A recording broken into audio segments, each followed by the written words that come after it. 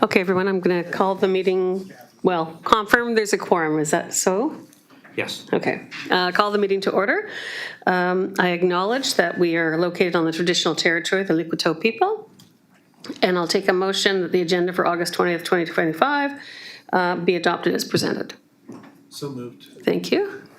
And second by Cal. Thank you, Commissioner Grennan.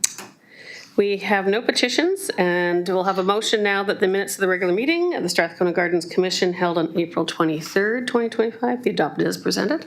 So moved. Thank you, Commissioner Riss. Second. Thank you, Commissioner Grennan. All in favor? I didn't vote on the other one, too. Should we go back and vote on the adoption? No, Okay. you couldn't declare it. I'll declare it. Well, there's nothing coming from the minutes. There's nothing for public considerations. I don't have a report, so now we're at the staff report.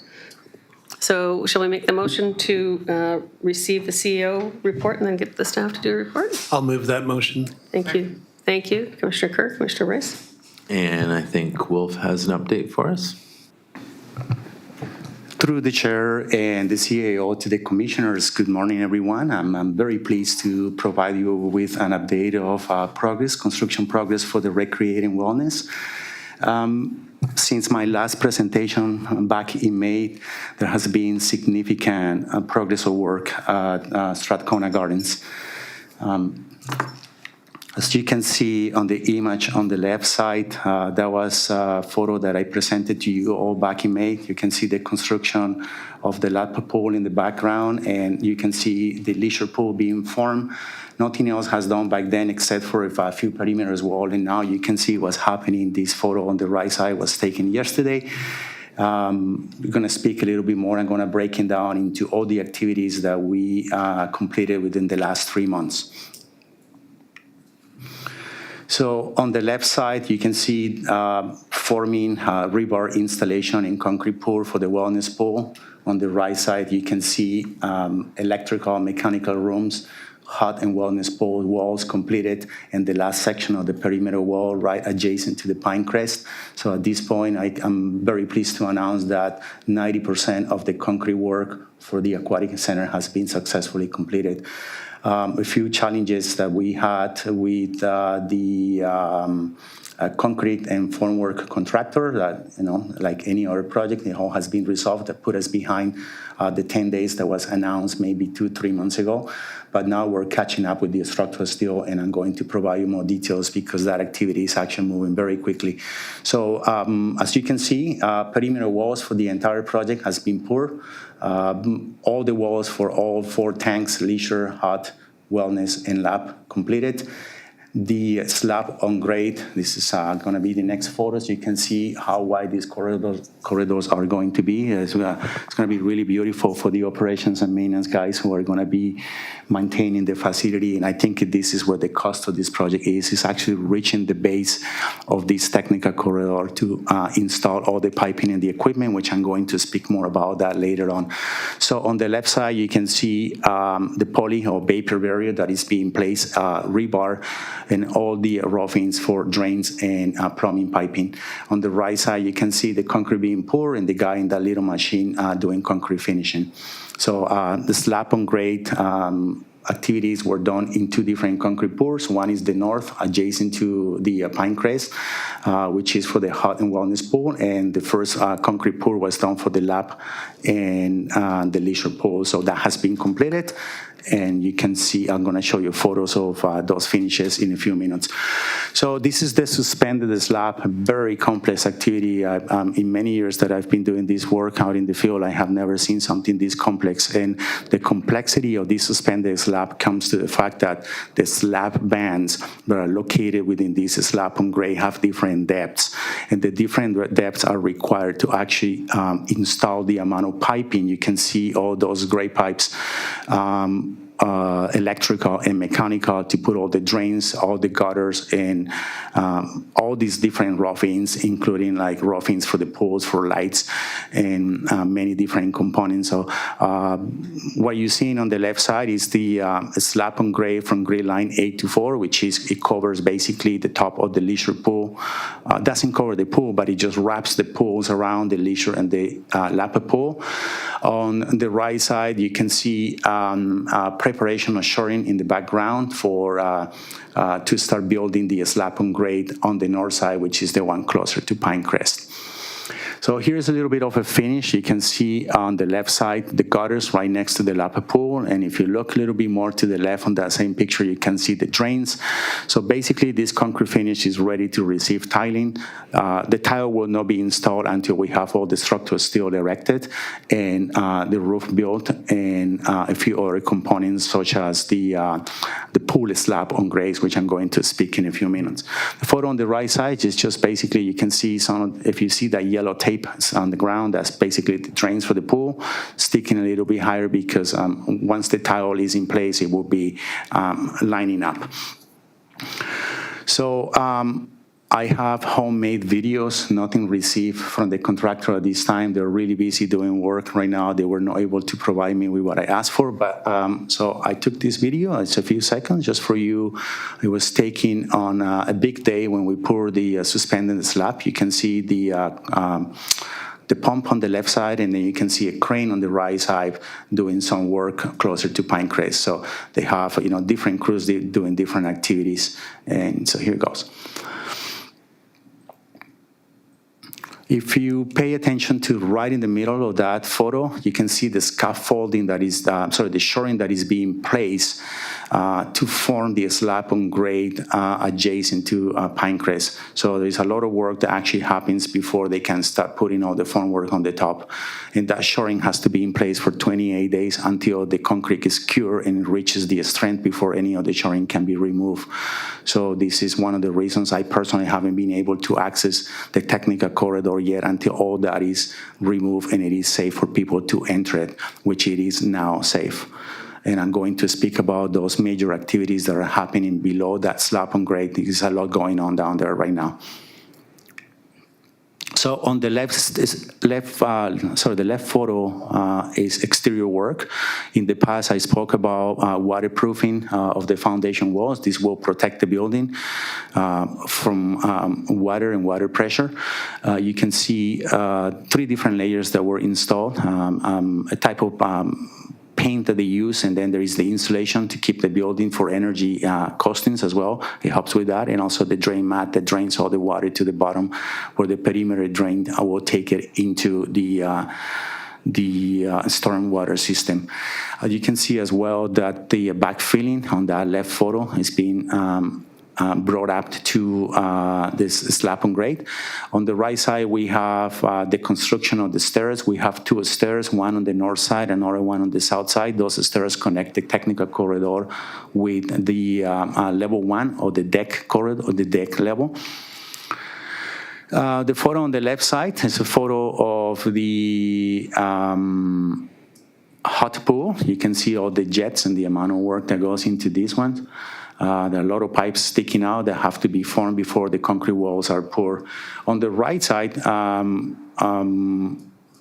we can see now advancement on the construction of the change rooms area, was the sauna, steam, and all the different change areas. So all the plumbing piping has been installed, all the backfilling up in place, and now they're going to start building the strip footings, pour some concrete to bring those columns up to the upper level, and then there will be a structural steel going on this side. Okay, so structural steel work. I'm going to speak about sequence and where we are right now. You can see 3 different zones of structural steel. And zone number 1, which is the upper natatorium. Upper natatorium refers to the lap pool and the leisure pool. We have zone number 2, which is the lower natatorium. That includes the hot and wellness. So the roof is going to have 2 different elevations. And then we have zone number 3. So zone number 1 and number 2, all the structural steel has been received in Campbell River. Just to let you know that that steel is being barged from the lower mainland, where it's being fabricated and tested by the structural steel inspectors and then shipped here to Campbell River.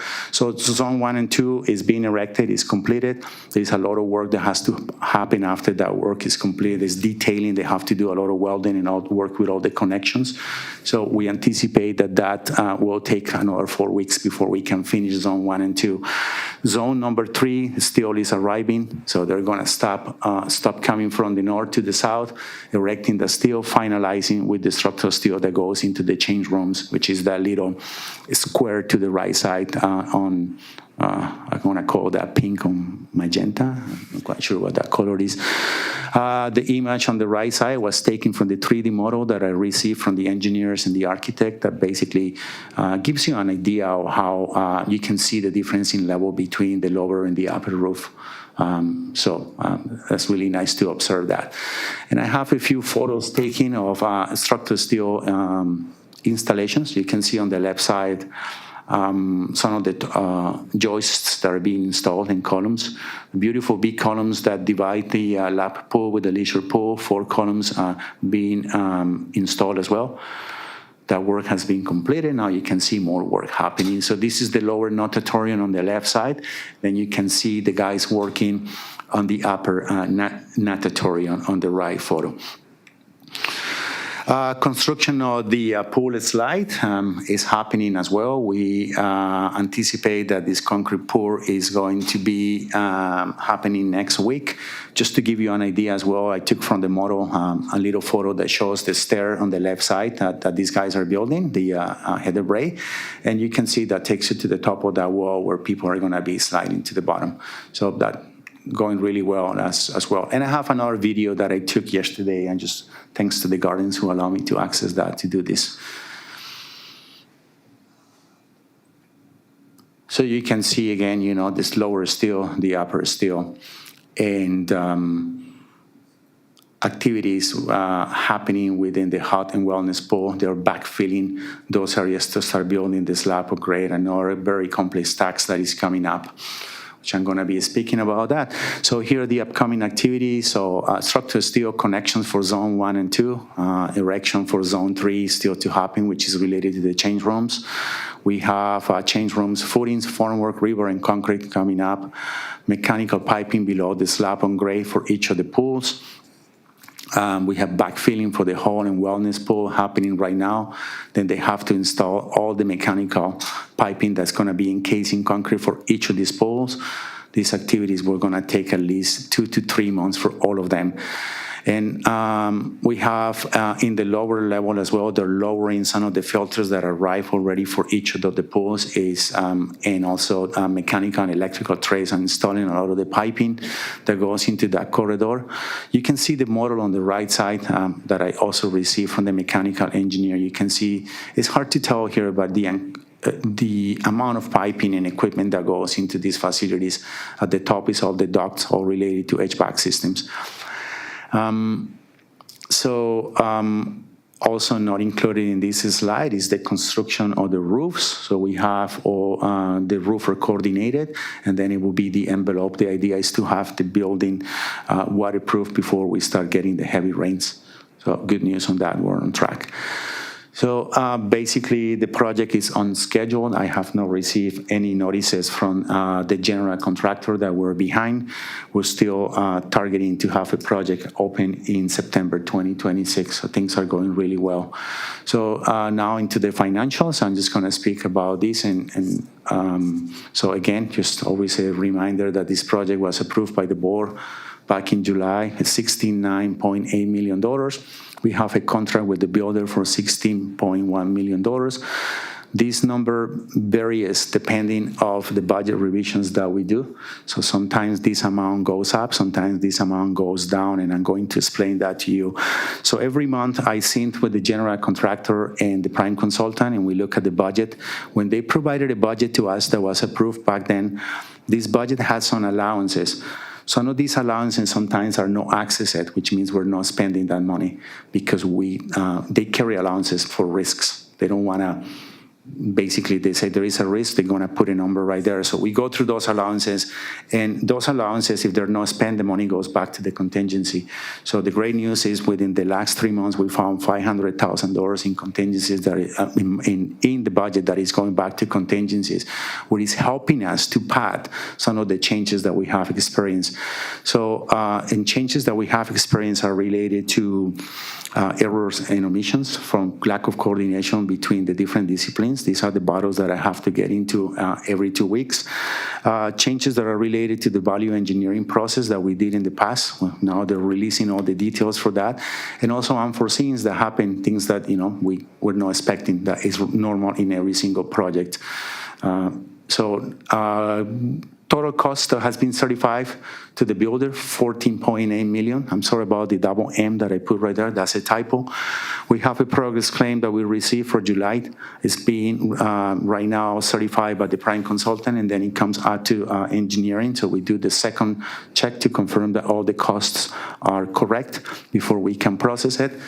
And we have a contract with the prime consultant, ACMA, the architect, and the sub-consultants for $1.38 million.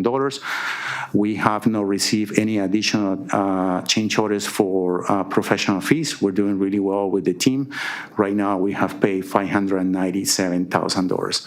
And we have other costs that are related to owner consultants, and that includes testing agencies, hiring any other consultant that is not hired by the prime consultant. Like if we need a geotechnical engineer, all those fees come out of these $7.7 million. That includes the contingency and all the owners consultants. So if we have paid an amount today of $592. Total, approximately $16 million paid today. If you look at that, it's 23% of the total project budget. And I just also want to speak about this because we're a year away to completing this project, so we'd expect that, well, how come you're not paying at least 50% of this? Well, the cost of this project is coming from equipment, mechanical equipment, and structural steel. So we're going to see progress claims for higher amounts coming up. And soon we're going to start noticing that is going to align with what's happening with construction. So good news again, the project is within the approved budget. I'm pleased to announce this. And sorry, I'm just going to go back because I want to speak about a couple of things. I don't have slides for that, but it's something that I just received an email on last week before I put this presentation together. So first of all, I want to speak about two things. One is the work that is happening in the field and the work that we actually do, what we call construction administration. So there has been a significant number of clarifications that have to be responded. We're over 250 questions that we have responded to the general contractor. And when I say we, it's the team, some of the answers come from us, some of the answers come from the engineers and the architect. An incredible amount of submittal packages that need to be approved before everything goes into fabrication and everything is being received here in Campbell River. And we also have, number of documentation like site instructions and so on. So that's just, so it's a big portion that some people don't get to see.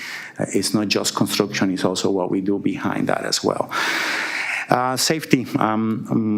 Very happy to announce that we haven't had any incidents. That's the latest report that we received from the general contractor last week, but we also care about the safety of the public, the safety of patrons, and we continue listening to the comments that we receive from Strathcona garden managers to make sure that if they have a complaint that we address it. So far things are going really well.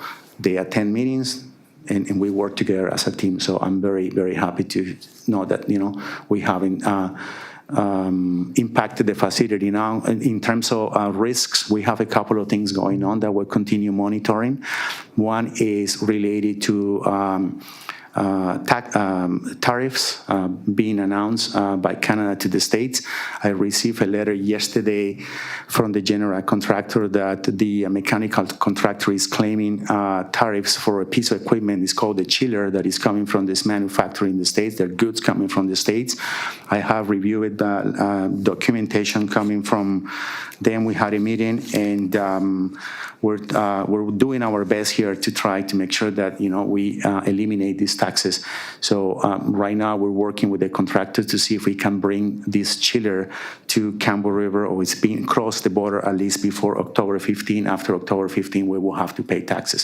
So we're doing our best. I will be providing you with an update next week on that. We have reached out again to all the suppliers and all the trades, asking them if there is anything else that is coming from the states that will impact the project, and the answer so far has been no. I had also the time to look at the list of goods that have been announced by the government of Canada. Custom Notice 2510 to the United States is a sort of tax order, and I went through all the list, and I don't see anything else there affecting us so far. So very good with that. The second one is the monitoring of the existing pool. We promised that we would do our best to continue having the aquatic center operational, and that's happening. We sent the surveyor during the excavation and the backfilling of the change rooms to check those points, and everything is looking good. So also good news on that. And I think with this, I finalize my presentation, and I'm very happy to respond to any questions that you may have. Well, I open it up to the commissioners. Anyone have a question? Yes, Commissioner Kerr, and then Commissioner Grenland.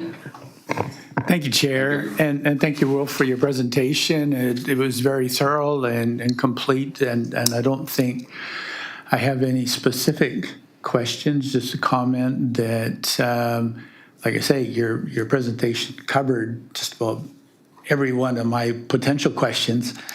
And it certainly looks like you're anticipating just about anything. Like I'm familiar with jobs, maybe not in this scale, but large jobs, and there's always something that comes up and bites you from behind. But it does sound like you've got a good relationship with your prime contractor and the other contractors, which they're working out and watching out for you too. So no, job well done. It's great to drive along Dogwood and see the steel going up and the shape, and people are starting to realize what kind of facility that's going in there. So well done, and yeah, keep us up to date. And when there's an opportunity, once the deckings and everything there to get us in and see the site and its state, I'd be really pleased to take a look at it. Thank you. And next, Commissioner Grenland. Thank you, Chair. As per Commissioner Kerr's comments, yes, good to hear, Wolfgang and your group, the safety issue and the progress on the facility. It's looking wonderful. And good planning on the tariff part. If you can get any items that require or will be have tariffs on them, see if you can get them here early. That's good planning. And good to hear that the existing pool is operational and shouldn't be seeing any hiccups in that. That's a good thing. And I'm anxious to get back to Campbell River and see it in person as opposed to just from pictures and videos. We left Campbell River, I believe, on March the 3rd. So anticipated home early September. So thank you for the report. Anyone else? Commissioner Rice? No, just much the same. Thank you very much for the report. And again, it's always a concern when we see the U.S. and their tariffs. So I hope that that is something that will be resolved as the work goes on. Thank you.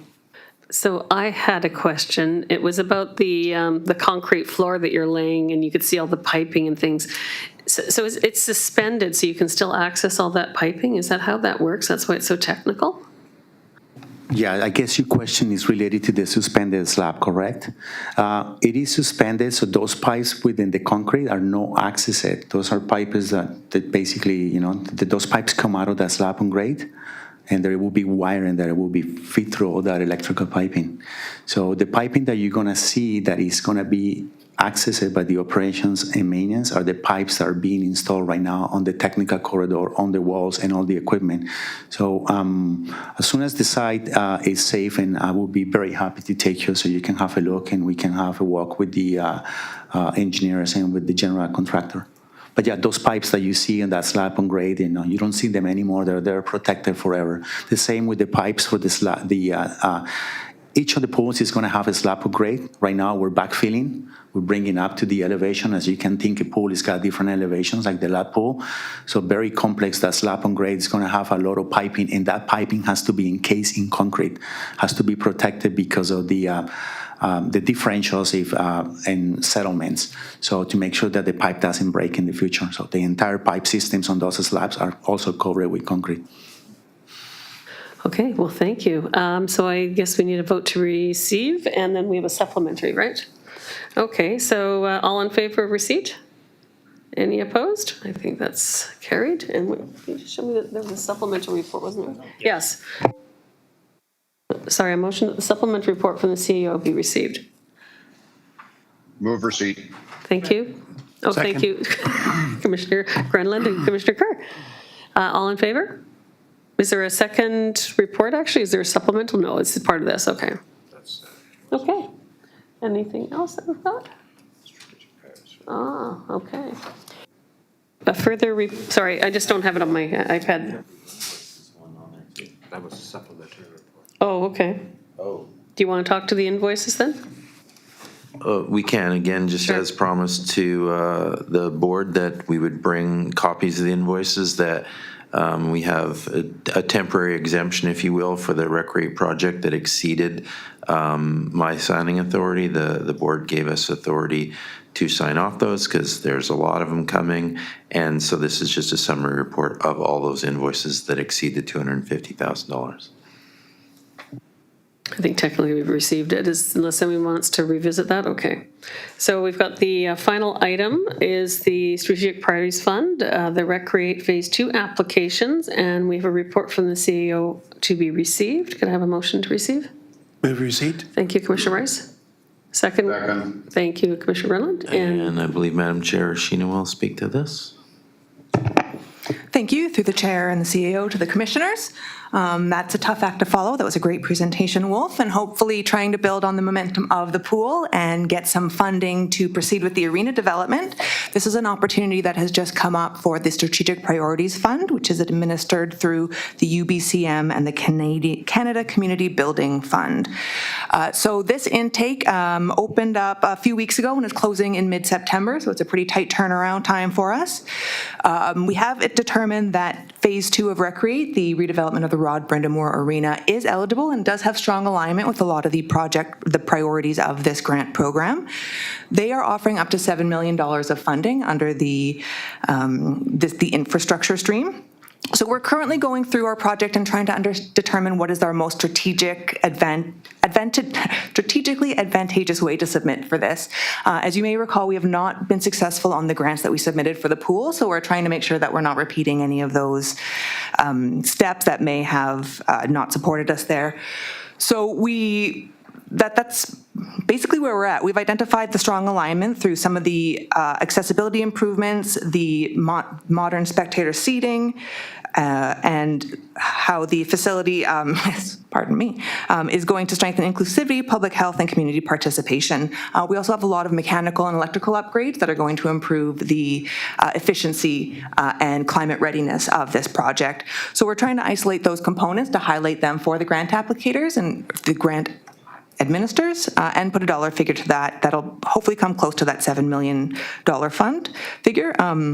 We may apply for the full $7 million, but are considering that it may be more advantageous to, again, identify the scopes that are in the strongest alignment and putting forward a precise number that aligns with that so that they can see that we've put in the effort and we're not just lobbing the grant at them, hoping that they'll give us the full amount. So our strategy is still underway. A lot of the questions can be answered without having those details done. It's just about how the project will meet the objectives of the fund.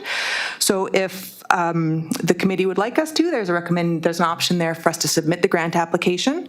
With all of these grant applications, there is an option to submit several projects. I believe we're capped at 4 for the regional district.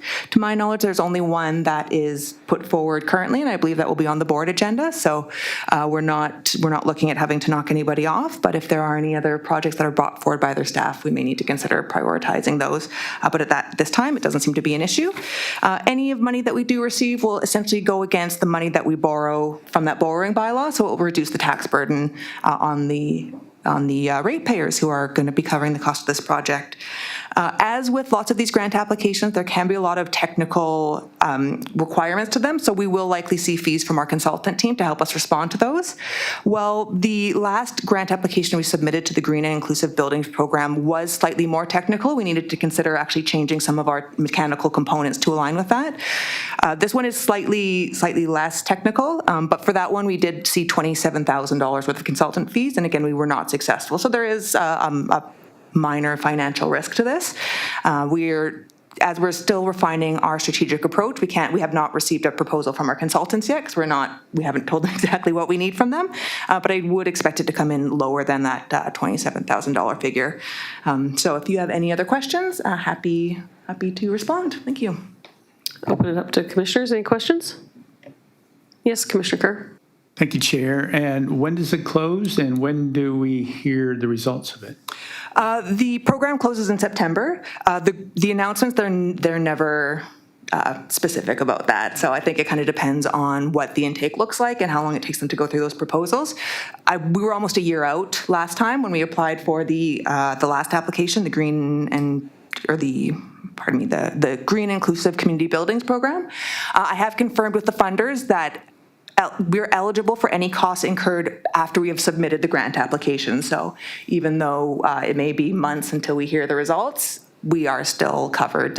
But as we know, we won't be starting construction on this project until next year at the earliest. So I don't see that being an issue. Thank you. Anything following? Okay, all in favor, and then we'll look at the alternatives. That's carried. And does someone want to move one of the options? I'll move option A, that the Commission recommend that an application be submitted to the 2025 Strategic Priorities Fund Grant Program to support the construction of the Recreate Phase 2 Rod Brindabor Arena renovation project and commit to supporting the annual operational costs if the application is successful. Thank you, Commissioner Rice. Commissioner Kerr, any further discussion on this? Seeing none, all in favor? Any opposed? That's carried. We're going to move right into item P. Could I get a motion with respect to the closed session that we receive the report of the CAO? So moved. Thank you, Commissioner Rice. Thank you, Commissioner Grenland. So do we need to, all in favor? There we go. And do we need to close down things? Yes. Okay.